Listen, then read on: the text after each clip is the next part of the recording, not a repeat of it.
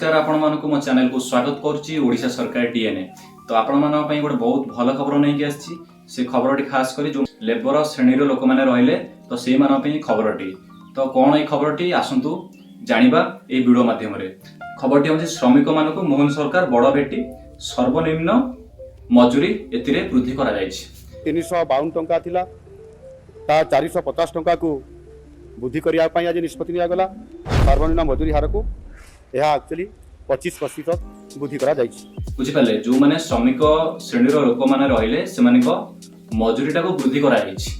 Cabinet वर्तमान एडा चलीथिला एतिरे मंजूर करा जायछि। कैबिनेट रे वर्तमान अप्रूव होई सारछि। तो केते टंका लेबर मानकर मजूरी बढ़िला एवं क्यों श्रेणी रो लोक मानकर मजूरी बढ़िछि तो आसुन वीडियो माध्यम रे जानिबा।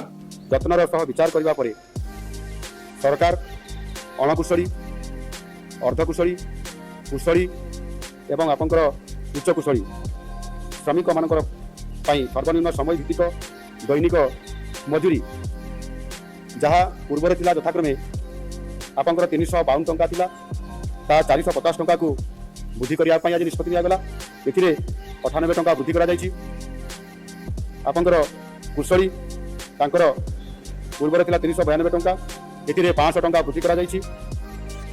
500 टंका को वृद्धि कराई जो 108 टंका ए अधिक रखा जायछि। एवं आपंकर उच्च कुशली कुशली जहाँकि आपंकर 442 टंका थिला ताकू 500 टंका को वृद्धि करा जायछि। एथिरे 108 टंका वृद्धि होइछि। एवं अति बा उच्च कुशली जहाँकि आमर 502 टंका थिला ताकू 600 टंका को वृद्धि करा जायछि।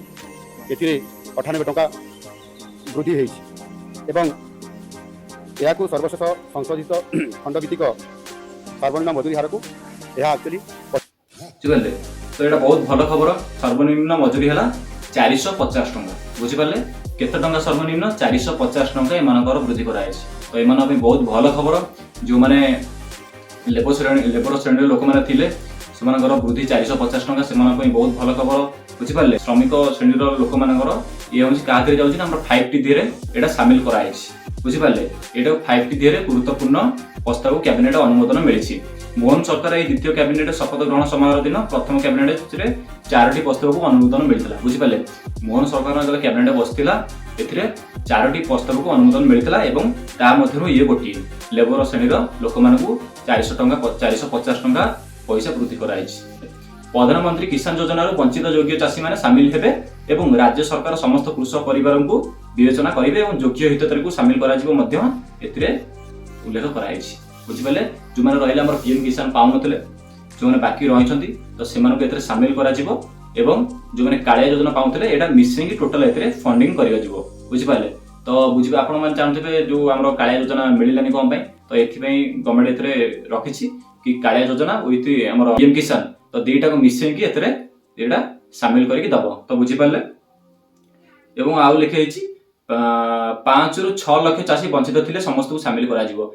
हमर जो पीएम किसान मिलुथला एथि 5 लाख ରୁ 6 लाख चाषी एपर्यंत वंचित अछंती तो सेमानको एथिरे शामिल करा जिवो एवं कालिया विथ पीएम किसान मिसिकी गोटे 4000 टंका टोटल आसीबो। तो एटा बहुत भलो खबर। पीएम किसान मिलुथला हेबे कालिया दीटा मिसिकी 4000 टंका आपनकर आसीबो। एटा बहुत भलो। तो एकाथरे आपनक अकाउंट 4000 टंका आसीबो रे जोटा थर पे आस्तला। एमती इन्फॉर्मेशन वीडियो देखिया पई चाहतले मो चैनल को सब्सक्राइब करी रखंतु लाइक शेयर करंतु एमती इन्फॉर्मेशन आगु पाई परिबे। तो रखुची नमस्कार। जय जगन्नाथ।